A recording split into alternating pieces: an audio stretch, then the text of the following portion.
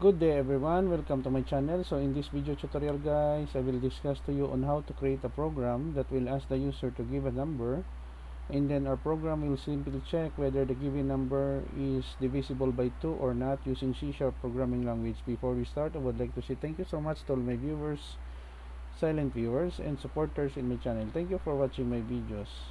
If you are new with my channel and then you like this video, please hit the like button. Don't forget to share and please support my channel guys by clicking the subscribe button. So let's begin. I will put a link in the video description where you can download the complete source code of our tutorial video for today for free in my two websites.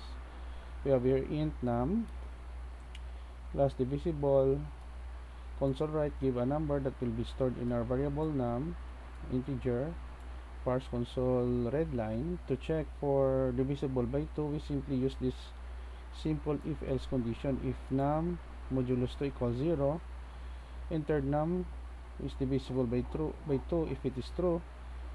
If false, the entered number is not divisible by 2. Console red line to display the output on the screen, and then we close.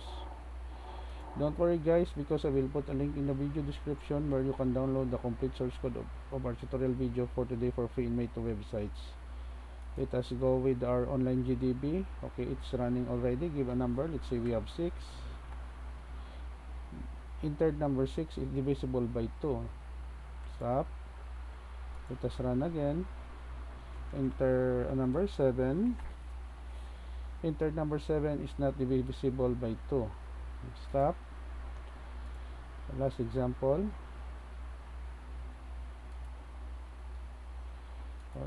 There's a problem in the compiler.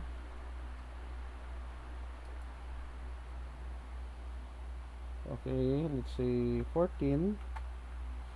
The entered number 14 is divisible by 2.